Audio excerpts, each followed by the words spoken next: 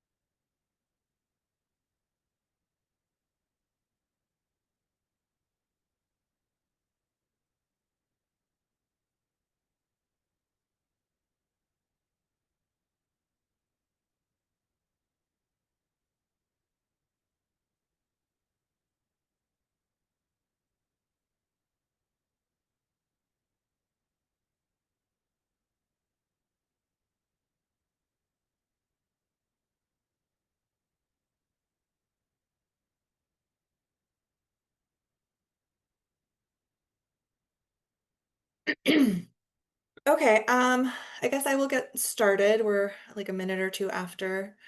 Hi everyone, I'm Adrienne Cheney. I am one of the ACVNU residents. I am working at a private practice about a half hour outside of Boston right now.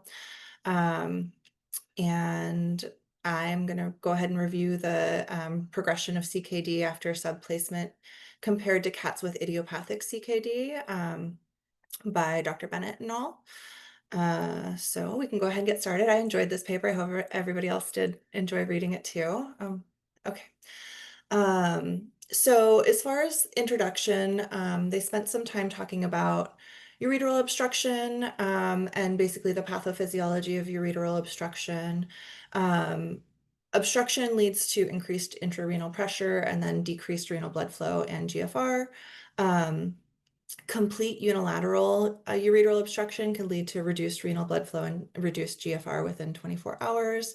And that's followed by hydronephrosis, interstitial inflammatory infiltration with macrophages, and tubular cell death within several days. This is a figure out of one of the referenced human papers looking at ureteral obstruction in rat models. And so you can see a surgical tie here. They go in and surgically tie off the ureter and then study the what happens to the kidney over time. And this is, I just thought was kind of a nice picture of you have your dilation and obstruction, which then eventually leads to fibrosis. Um, Most data that we have on ureteral obstruction is based on porcine, rabbit, and dog experimental studies. Partially obstructed ureters try and keep the mean arterial like in the studies they would partially obstruct ureters, try and keep the mean arterial pressure static, and that would result in decreased renal blood flow to the obstructed kidney due to increased renal vascular resistance. In these studies, GFR decreased in the obstructed kidney by 75% within 24 hours, and it was compatible with predominantly preglomerular vasoconstriction. Currently, rat models are mostly being used. There are some groups that are using genetically engineered mice and rats to surgically perform ureteral obstructions and then be able to study the kidneys following that.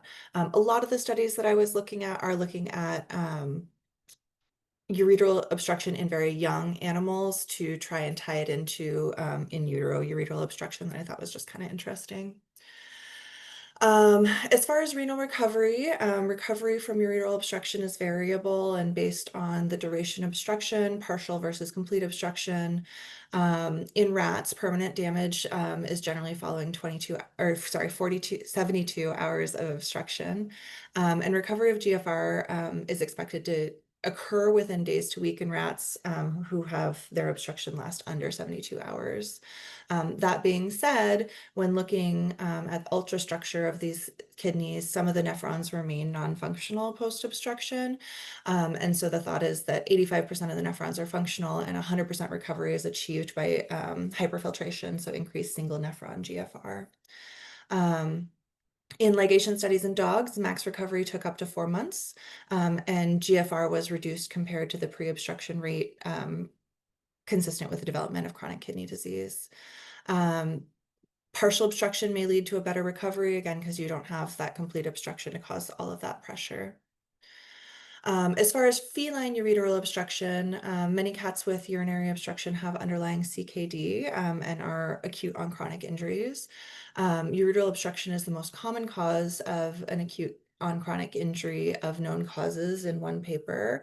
I have to say, in that paper, 66% of the causes were unknown. So while it was the most common known cause, you have to keep in mind that there was quite a lot that were unknown. Sub or stent management is recommended for ureteral obstruction, and that depends a little bit on skill level and access. I would say in general, most of us are placing subs, not stents, but there are some who are quite skilled in stent placement, and in some situations, stent is the better choice. As far as survival time, iris stage at 3 months, creatinine at 3 months are the two most significantly associated factors with survival. And for every 1 milligram per deciliter increase in creatinine, 3 months after device placement, risk of death had increased by 25% in one study, so pretty significant. CKD significantly affects survival time, and that same study was evaluated, and so those with CKD survived 815 days, while those without were greater than 1,000. And CKD is the leading cause of death in subcats. As far as CKD in cats, predictive factors for idiopathic CKD progression include age, proteinuria, anemia, phosphorus concentration, FGF23, creatinine, and iris stage. And aging within the kidney is associated with progressive tubular interstitial fibrosis and decreasing GFR. This is a ultrastructure image of severe cortical interstitial fibrosis in a cat kidney. And you can see that over here. When comparing CKD cats to subcats, CKD cats tend to be significantly older, ranging between 12.8 to 14.8 years at first diagnosis. And the aging of their kidney is thought to lead to a progressive tubular interstitial fibrosis and decreasing GFR. In subcats, they're usually younger, so 7 to 9 years. They're often non-azotemic after placement, and there are just not a lot of histopathologic studies looking at the kidneys of cats who have ureteral obstruction. In rats, progressive fibrosis also occurs following that obstruction, so potentially similar to fibrosis in CKD cats. So as far as the study goes, their hypothesis was that cats after subplacement might be less likely to have progressive CKD than those with idiopathic CKD due to their younger age and then also the transient nature of the kidney insult. The goals of this study were to compare the baseline clinical pathological variables with CKD in cats after placement of unilateral or bilateral sub to those with idiopathic CKD. They also want to assess progressive CKD in cats after subplacement compared to those with idiopathic CKD and identify factors that could predict CKD progression after subplacement.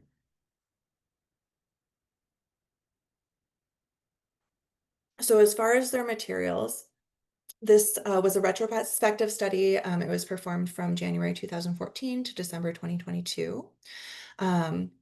As far as inclusion for the subcats, they included them at a baseline of the first visit that was 3 to 6 months after subplacement. And they excluded cats that had hyperthyroidism or who had a subobstruction with concurrent increase of creatinine greater than 25% between discharge and the baseline visit. So those who had kind of already been potentially obstructed.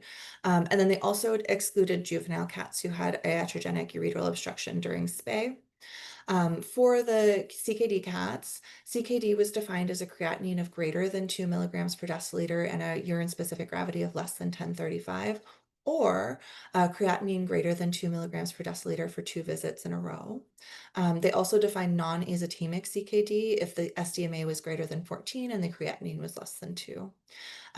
These CKD cats were excluded if they had hyperthyroidism, FIV or FELV, or other relevant diseases. They didn't really go into what those diseases are.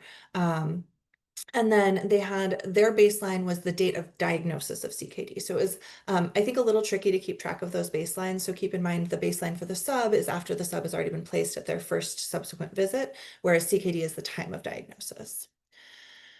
Um, as far as data collection for both groups, they collected sigmoment, creatinine, iris stage, SDMA, phosphorus, total and ionized calcium, PCV, urine specific gravity, urine pH, urine protein, UPC, urine white blood cell and red blood cell per high power field, and urine culture if performed, as well as blood pressure and any treatment that they used for hypertension or anything. They recorded the date of death, and they also recorded any cause of ureteral obstruction and the presence of subobstruction if present, and then whether or not it was considered partial or complete. They also collected data from all subflushes as far as reports and imaging. They obtained data in every 3 to 4 months for both groups. I just went ahead and included an image of a stent in a sub just for some visual interest over here, just as a couple of options. As far as progression of CKD, they defined CKD as being progressive as if creatinine rose for greater than 25% of the baseline at any visit. And then when they were analyzing everything, progression after 1 year. So if you progressed within the year, then that was not stable CKD. If you progressed after a year, that was considered stable within the first year. And then the presence of a sub blockage was noted in cases who might have an obstruction and who are progressing. Cats were defined as stable if their creatinine was within 25% of baseline. And so again, for their analysis, they censored the cats if they were followed for less than 12 months without documentation of a greater than 25% increase of creatinine. Cats underwent standard CKD treatment in both groups. So renal diets, urinary diets in non-esotemic cats, aluminum hydroxide if they had hyperphosphatemia, amlodipine if they were hypertensive. And then in those cats who were hypercalcemic, they were usually switched to an early renal diet and then added chia seeds.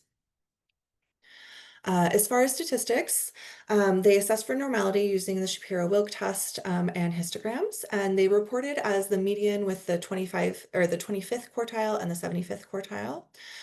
Comparisons between baseline variables of sub and the CKD cats were used with a Mann-Whitney U test to assess for normality.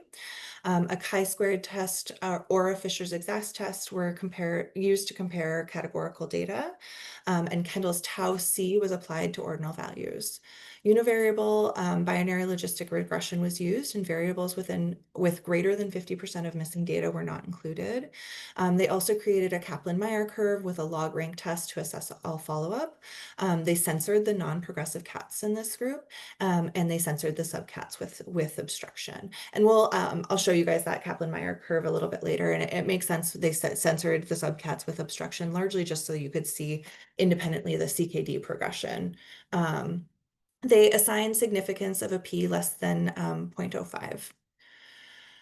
Okay, so as far as results, so we're going to go over the subcats first, and then we'll go over the CKD cats.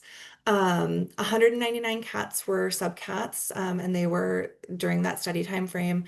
They excluded for various reasons, largely not because of not enough follow-up, and so ultimately ended up with 71 cats included. As far as demographics for those cats, 25% were male castrated, 25 cats were male castrated, 44 were female spayed. One was a male intact cat and one was a female intact cat. A majority of them were domestic short hairs or domestic long hairs. They had 6 ragdolls and then like 1 or 2, a bunch of different other breeds. As far as the subs themselves, bilateral subs were placed in 25 of these cats and unilateral were placed in 46. 41 of the 46 unilateral subs were azotemic before placement. And they didn't say, but implied that all of the bilateral subs were azotemic before placement. Uroliths were present in 66 of 77 cats. Other causes that they noted include debris in the ureter, blood clots, or unknown. Interestingly, they didn't have any cases that they mentioned that were circumcaval ureters. As far as the baseline visit, For median, it was 121 days after implantation. And then they took note of the diet that all of the cats were eating. And so they had diet information for 65 of the 71 cats. 26 were eating an over-the-counter diet, 30 a renal diet, 7 a urinary diet, and 2 a hypoallergenic diet. I'll come back to this because I think the diets are interesting given when they included the cats. As far as the CKD cats, they had 309 potential cats during their study period. After exclusions, which were largely due to a lack of follow-up or progression, 88 cats were included. 42 of them were castrated males, 45 were female spayed, and 1 was a female intact. Again, a majority were domestic short hair, domestic long hair, and then kind of a variety of like 1 or 2 other types of breeds. As far as diets here, 71 were on over-the-counter diets, 10 were on renal or early renal diet, and 7 were not reported. And I think the interesting thing here is if you keep in mind that the CKD cats were included at the time of their diagnosis, so it makes sense that most of them would be eating an over-the-counter diet, whereas with your subcats, you're including them like 3-ish months after sub placement, so may have already changed the diet. Comparing the subs versus the CKD cats, the sub cats were significantly younger than the CKD cats, so 7.3 years versus 15.1 years. There was a significantly lower creatinine at baseline in sub cats, 2.0 versus 3 or 2.3. Statistically significant. I don't know how clinically significant that is. Higher USG was noted in subcats with a 1022 USG versus a 1017.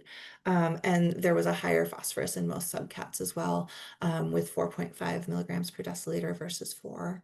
Subcats also had a lower PCV and significantly more active urine sediment with higher red blood cells and white blood cells per high power field, and then also higher protein, although this was semi-quantitative, not quantitative. Cats within each iris stage were different between diseases, and I went ahead and included the table that they compared the two. So you can see here for the subcats, they had 18% in stage 1, 71% in stage 2, and 11% in stage 3 with none in stage 4 versus the CKD cats, 6% were stage 1, 74% were stage 2, 18% were stage 3, and 2% were stage 4. I just went ahead and included this table too, so you can see the statistically significant differences between the groups. So the CKD cats were significantly older and had a significantly higher creatinine at baseline. The subcats had a higher phosphorus. They also had a higher ionized calcium. The CKD cats had a higher higher PCV. Subcats had a higher USG, and then the activity of the urine sediment was higher in the subcats compared to the CKD cats. You can also see that the blood pressure was not statistically different here, nor was the positive urine culture at baseline. So like I just said, there's no significant difference between the positive urine culture within 1 year of baseline, and there's no statistically significant difference between the development of hypertension within 1 year of baseline. Although these numbers are looking quite different, but statistically they were not different. So 3 of the 71 subcats had hypertension versus 10 of the 88 CKD cats had hypertension and were on amlodipine. As far as progression, this was kind of the most surprising to me aspect of it is that there was no significant difference between groups when it comes to progression. 29.5% of the CKD cats progressed within 12 months, whereas 28.1% of the subcats progressed. With the CKD cats, 4 of those 26 had a positive urine culture at the time of progression, whereas 14 of the 26 had inactive sediments and 8 didn't have a urinalysis performed. But of the 62 that did not have progression, 8 of them had a positive culture as well. Looking at the subcats, 11 of the progressive subcats were unilateral subs, whereas 9 were bilateral. And 9 of the 20 cats with progression had obstruction of their sub at the time of progression. So 3 of the unilateral cats and 6 of the bilateral cats. When they're looking for univariable analysis, subobstruction was really the only significant association with increased odds of CKD progression, and that odds ratio is pretty astounding. The odds ratio was 33.33. No other variables were associated with progression. So to analyze progression of CKD independent of obstruction, they censored the cats with obstruction. This left us with 11 cats to analyze CKD progression, so the numbers start to become quite low. There was no difference between the proportion of cats with CKD progression between the CKD cats and the subgroup cats, with 29.5 versus 17.7. The P was 1.2, or sorry, 0.12. Uh, 4 of the 11 subcats had positive culture, which was 36.4%. However, 9 of the 51 non-progressive cats also had a positive urine culture, which was 17.6%. The creatinine at the time of progression in subcats was median 3 milligrams per deciliter, and then looking at your quartiles, the 25th percentage quartile was 2.6, and the 75th was 4.4. This represents a 50% increase from baseline of 1.8 milligrams per deciliter. So I included here, you can see all of the variables that they analyzed, and really the only significant one was subobstruction within 1 year, which the P there was 0.002. As far as long-term follow-up, the CKD cats were followed for a median of 623 days, with a range of 49 to 2,465. 44 of the 88 cats, so 55%, had CKD progression, and they broke down that progression based on iris stage. So of the iris stage 1 cats, 60% progressed. Of the iris stage 2 cats, 57% progressed. Of the iris stage 3 cats, 44% progressed. And of the iris stage 4 cats, 50% progressed. Of the subcats without obstruction, there was 45 of them. They were followed 575 days, with a range of 43 to 1,600 days. 27 of the 45%, so 60% showed progression. And again, of the iris stage 1, 70% progressed, iris stage 2, 75% progressed, and iris stage 3, 60% progressed. There was no statistically significant difference between time to progression between the CKD and the subcats without obstruction. Here's that Kaplan-Meier curve I mentioned. So as far as death goes, 22 of the 71 subcats died or were euthanized during the study time. The median time to death was 516 days, with a range of 74 to 1,400 days, and 3 deaths occurred within the first 12 months. Of the CKD cats, 66 of the 88, so 75%, died or were euthanized. Median time to death was 741 days from baseline, with a range of 50 to 2,400 days with the time to death, and then 10 of the deaths occurred within the first 12 months. So moving on to the discussion.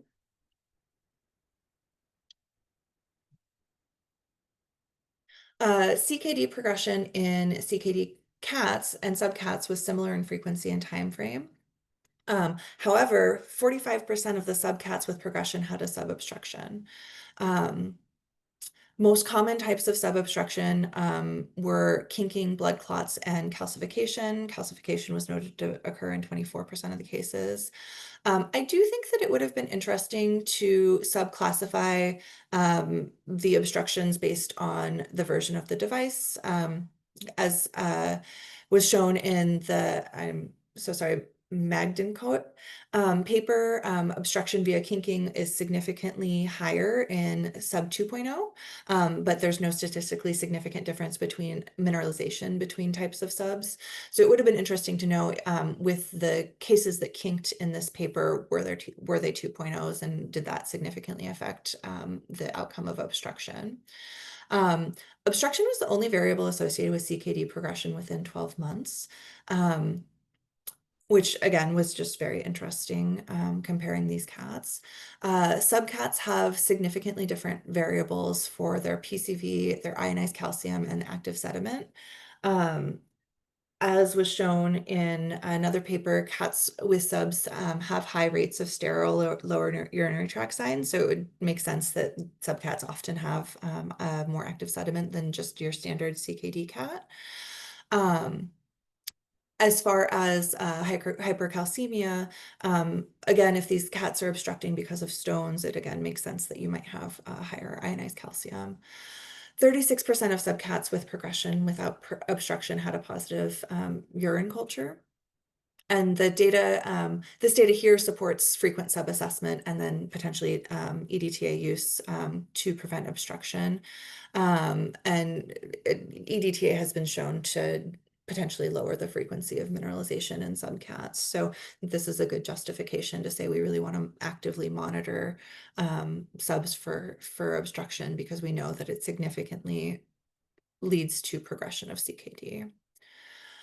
As far as progression between groups, it was quite similar, so it didn't support the hypothesis that subcats may not progress as quickly as CKD cats, even though they're younger. Tubular interstitial fibrosis is the most common histopathologic finding in CKD cats, and this may also be present in post-obstructive lesions, so it would make sense that these CKD in subcats would progress similarly. We know that post-obstruction lesions in rats lead to tubular interstitial fibrosis as well, but it's just not been studied in subcats. Other than obstruction, there weren't any other variables to increase risk of progression. That being said, as we're starting to censor more and more cats, the numbers continue to get lower and lower. And so I do think that this may be a little bit underpowered ultimately. In people, ureteral stent duration is associated with progression of CKD. That being said, I think that those studies are quite hard to compare to feline studies, just given it's a different implant and oftentimes implanted for different reasons. Subcats, interestingly, had lower PCVs than the CKD cats, which I found a little bit surprising. The authors posited that it could be iatrogenic or spurious from sedation. They didn't really keep track of which subcats maybe needed sedation for their subflushes. I will say I don't tend to sedate a whole heck of a lot of my subflushes. Usually we load them up on GABA and that's good enough, but certainly depends on the population of cats.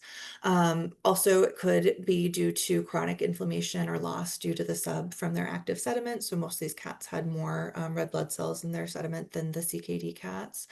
I also wonder if they potentially weren't completely recovered from their initial surgery, an AKI event, given that they were enrolled within about 3 months. And so just wondering if it's one of those situations where they needed a little bit more time to totally recover from their surgery and AKI. Uh, Active urinary sediment is more common in subcats than CKD cats, but they had a similar rate of positive urine culture. Sterile cystitis is pretty common in subs after placement. And it was interesting to note that a positive culture in subcats at the time of CKD progression was about 36%, but only in about 15% of the CKD cats. So this may suggest that a positive culture, while not significant in their univariable analysis, may slightly increase our risk of progression of CKD. Subcats had a higher phosphorus despite less advanced CKD, and a higher proportion of cats were of the subcats were on a phosphorus restricted diet. This, however, was not associated with the risk of progression. And I do wonder if this, again, kind of comes back to the timing of when they were switched on their diets to an extent. As far as ionized calcium in subcats, they do tend to be higher. And again, that may be because not because, but that may be a part of the reason they have these upper urinary stones. The subcats were often eating renal diets, which some renal diets do have quite a high calcium phosphorus ratio. And so could that have potentially been contributing to the higher calcium as well? Hypertension developed the same between groups. And so just important in a good reminder to monitor fundic exam and blood pressure in all of your CKD and subcats. And I think that's a good reminder for me as well. When I was working on this, I was like, oh, I just don't feel like I fundic my subcats as often as I should, simply because we're doing so many things that it kind of falls to the wayside. So this month I've been trying really hard to do more fundic exams in cats. Um, Proteinuria was also not associated with progression. That being said, it was pretty incomplete data. So most of the UPC, most of the proteinuria data they had was dipstick and not UPC, partially because the thought is that UPC can be hard to interpret in subcats who have a more active sediment, but also because it just wasn't monitored in a lot of these CKD cats. We all know that sometimes you can have a dipstick reading that is not necessarily aligned with what you get for UPC. So I think it would be interesting to look a little bit further into this. As far as limitations on the study, it's a retrospective study. A lot of the cases were lost to follow-up. They did use different labs depending on just where the cases were enrolled. So they mentioned they had some IDEX labs, some Antec labs, and some in-house labs. The urine cultures were really only performed intermittently in CKD cats, so a little hard to comment on all of those cats as a whole because we don't have complete data in that way. And then after censoring, the groups were quite small, and so I do think having larger numbers could only be helpful. It also would have been interesting to have some additional dietary data, so looking at calcium phosphorus ratios and things like that, and data as far as what type of sub were used in each case. So as far as conclusions, subcats and CKD cats progress similarly in their CKD, and obstruction is the biggest risk factor for faster progression in subcats. Further assessment of sub is indicated in any subcat who has a change in creatinine, and looking for any sort of infection or obstruction is going to be really important. Overall, I enjoyed this study. I thought it was interesting. I think the big takeaway for me is that, once the sub's in, these cats will progress like regular CKD cats, and I think that can sometimes be helpful to talk to clients about. And I think most of us are assessing our subs quite frequently, but this is, again, just a good reminder that checking for obstructions and really interrogating for obstructions are going to be really important anytime you have any sort of progression. So that's all I had prepared. If you guys have any questions or comments or want to discuss anything, I think this is the time. And this is my kitty, who hopefully will never have to have a sub, who this was while I was doing the final touches today, and she was like, I don't know what you're doing.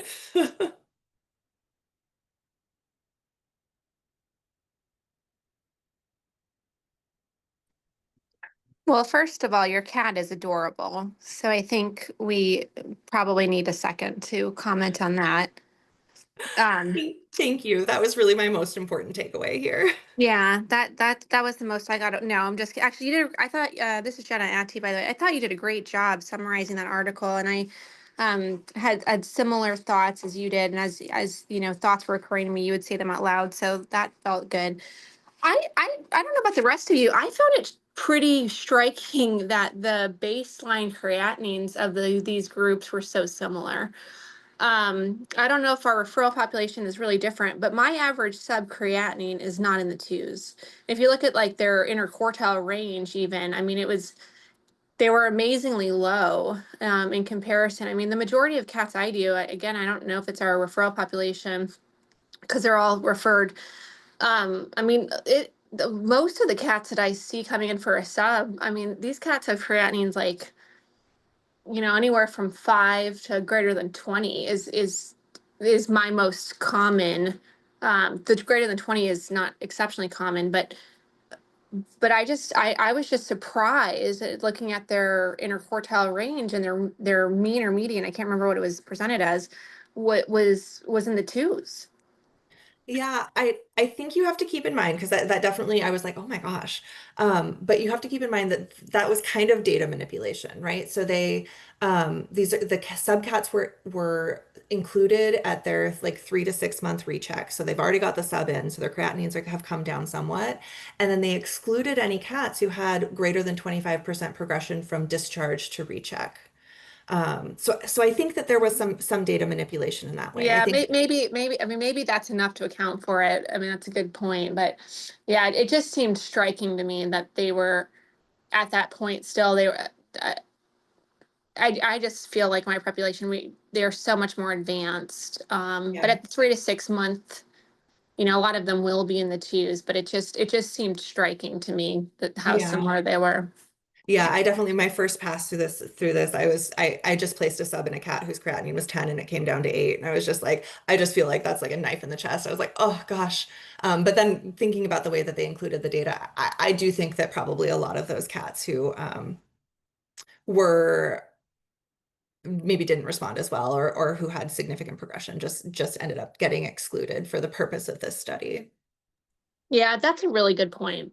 Thank you. That is a really good point because I do think that there is a subset of these cats that you're right that get, they don't do as well post-operatively. Whatever their insult is doesn't seem to be stopping. And those are the ones that progress faster. The ones that behave themselves that come in with a creatinine of 16 and end with a 2. Those are the ones that continue on like any other CKD cat. But there's definitely a population that we missed here that doesn't, do that. So that's a Yeah. great point. I appreciate it. Yeah, and I totally agree with you. I have some cats like that too, where I'm just like, "Ugh, you're not going to do what I want you to do, unfortunately."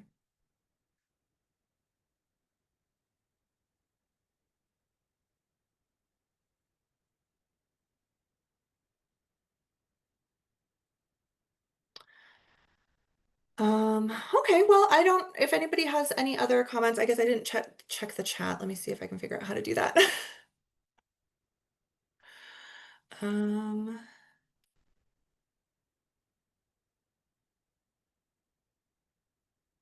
okay. Thanks, Rachel. All right. Well, it doesn't look like anybody else has any comments. Yeah, I have to say I enjoyed this paper. I thought it had some nice takeaways that I can apply clinically.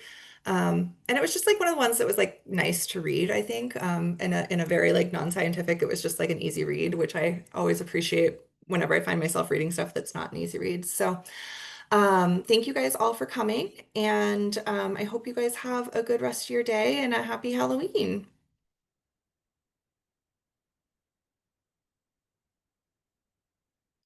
Thanks, guys.